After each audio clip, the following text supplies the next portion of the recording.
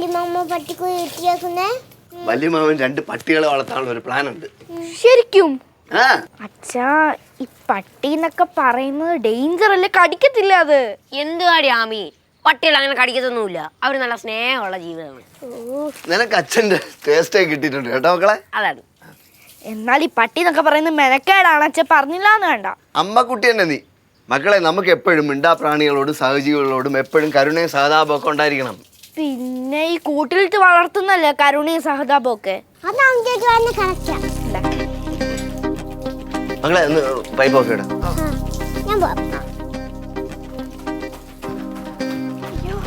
എന്നെ ആരെങ്കിലും ഓടിച്ചു വിട്ടോ മക്കളെ? ഓടിച്ചു വിട്ടല്ല അച്ഛൻ, ഓടി പോന്നതാ. അച്ഛമ്മ എന്റെ അടുത്ത് ഒരു പകുതി തേങ്ങ മൊത്തം തിരുമാൻ പറഞ്ഞിരുന്നു. കൈ വേണെടുക്കുന്ന പൈങ്കിളി ജൂനിയർ തന്നെ. പിന്നെ അടുക്കളയിൽ അച്ഛമ്മയെ സഹായിക്കണ്ടേ?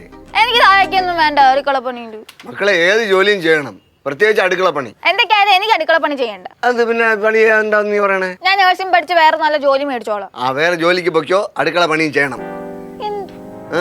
ചേച്ചി അറിഞ്ഞില്ലല്ലോ എന്തുവാ? അച്ഛൻ പട്ടീനെ വാങ്ങാൻ പോകുന്നു. ശരിക്കും? അച്ഛന്റെ കൂട്ടുകാരെ 2 പട്ടിയെ തരാന്ന് പറഞ്ഞു മക്കളെ. പട്ടീനെ വാങ്ങിച്ചോ, പക്ഷെ അത് അമ്മയ്ക്ക് പണിയാവരുത്. എന്തോ പണി? അല്ല, അമ്മ ഒറ്റയ്ക്ക് ആ പട്ടികളെ നോക്കേണ്ടി വരില്ലേന്ന് പറഞ്ഞത്. അയ്യോ, അമ്മയുടെ മോക്ക് എന്തോന്ന് സ്നേഹം. അമ്മയോട് മാത്രമല്ല, എനിക്ക് അച്ഛനോട് സ്നേഹം ഉണ്ടായിട്ടായി പറയണത്. അല്ലച്ചാ, അമ്മയുടെ ചിത്രരചന എത്ര ദിവസം നീണ്ടിരിക്കും? അത് 2-3 ദിവസം നീണ്ടിരിക്കുന്ന പ്രോസസ്സാണ് മക്കളെ. അങ്ങോട്ടൊന്ന് കയറി ചെല്ലല്ലേ. ഞാൻ ആലോചിക്കുന്നതേ, അമ്മ എന്ത് വരയ്ക്കുന്നതെന്ന് ഞാൻ പോയി നോക്കിട്ട് വരട്ടെ. ഡേയ്, പോലെന്നാണ് പറഞ്ഞത്. ഇടി കിട്ടുന്നത്.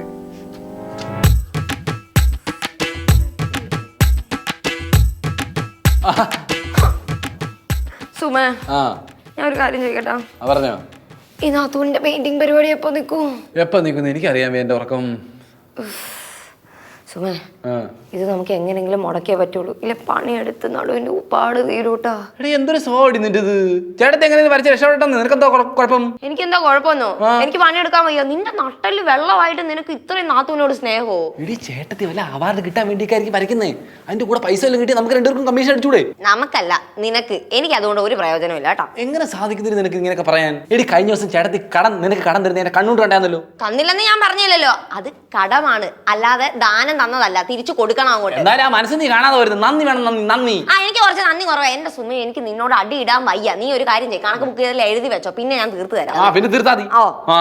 എന്റെ ദൈവമേ, എന്നാലും നാത്തു ഇത് എന്ത് പടമാണോ എന്തോ വരയ്ക്കുന്നത്? എന്തെങ്കിലും വരയ്ക്കിട്ട് ഓർക്കും. നിനക്കെന്ത്? എടി, നിനക്ക് വല്ല കഴിവുണ്ടോ? പടം വരയ്ക്കാനോ എന്തെങ്കിലും പാടാനോ എന്തെങ്കിലും ഉണ്ടോ നിനക്ക്? പറയുന്നവൻ അങ്ങ് കഴിവ് ഇവിടെ കുമിഞ്ഞു കൂടി കിടക്കുവാണല്ലോ. എനിക്കുണ്ട്. എന്റെ അമ്മച്ചിയുടെ ശുദ്ധ സംഗീതം എനിക്ക് കിട്ടിയിട്ടുണ്ട്. കിട്ടിയോ? എന്നൊന്ന് പാടിക്കാൻ റെഡി, 3, 2, 1 ഗോ. മനസകമിൽ മുഹബത്ത് പെരുത്ത് മഹർമാലയെടുത്ത് മധുമതിയാ മണിമങ്കക്കിണങ്ങുവാൻ മണവാളനിതാ വരുന്നേ. എന്താ ഇനി നീ പാടി കഴിഞ്ഞാൽ ചിലപ്പോ യേശുദാസിനെ മാറ്റിയിട്ട് നിന്നെ കേട്ടേണ്ടി വരും. നിനക്ക് ഇതൊക്കെ പറയാറിയോ? നിനക്ക് ആ കിട്ടിയുള്ള കഴിവ് ഉറക്കോ തീറ്റി, അല്ല നിനക്ക് വേറെ ഒന്നും കിട്ടിയിട്ടില്ല.